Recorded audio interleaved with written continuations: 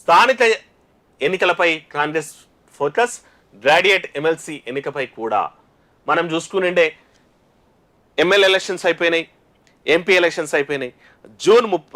జనవరి 31 రోజున సర్పంచ్ వాళ్ళ పదవి కాలం కూడా ముగిసినటువంటి నేపథ్యం ఉంది. ఇక నెక్స్ట్ ఇంకో నెల 2 నెలల ఎంపీటీసీ జెడ్పీటీసీలో కూడా కాలం ముగియతుంది.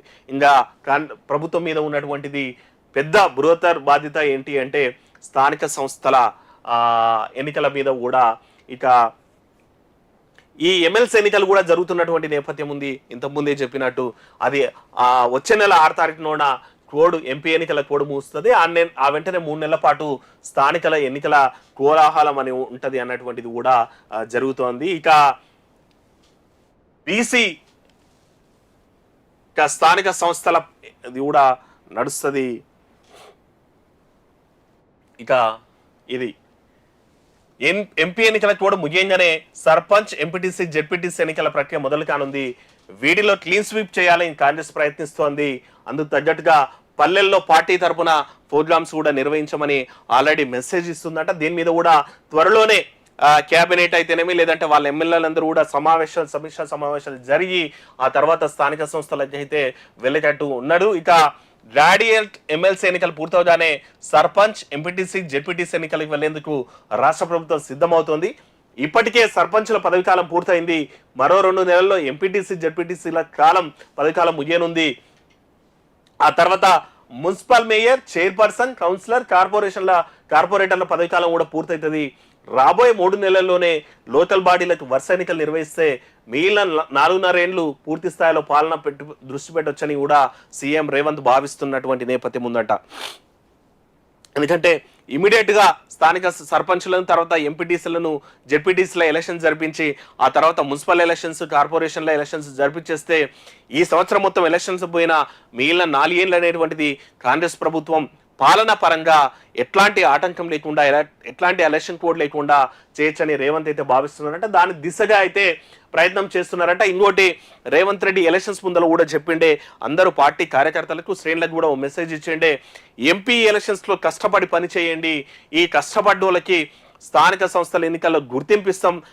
అంటే దాని అర్థం ఏంటంటే మీకే టికెట్లు ఇస్తాం అన్నటువంటి మాట కూడా రేవంత్ రెడ్డి చెప్పినటువంటి సందర్భాన్ని చూసిండే. ఇక జూన్ చివరి వారం లోపల కూడా ఎన్నికలు కంప్లీట్ చేస్తామని కూడా చెప్పేటువంటి నేపథ్యం ఉండే. ఎంపీ ఎన్నికలకు కూడా ముఖ్యంగానే లోకల్ బాడీ ఎన్నికలకు సంబంధించిన స్కెడ్యూల్ వచ్చే అవకాశం ఉంది. సర్పంచుల ఎన్నిక పార్టీ గుర్తులపై జరగకపోయినా పార్టీలో పనిచేస్తున్న చురుకైన కార్యకర్తలను గెలిపించుకునేందుకు కాంగ్రెస్ ప్రయత్నించనుంది అంట. జనరల్ మనకి ఏంటంటే సర్పంచ్ ఎలక్షన్స్ ఎప్పుడు కూడా పార్టీ గుర్తుల మీద జరగవు, కానీ పార్టీ క్యాండిడేట్లే నిలబెడతారు.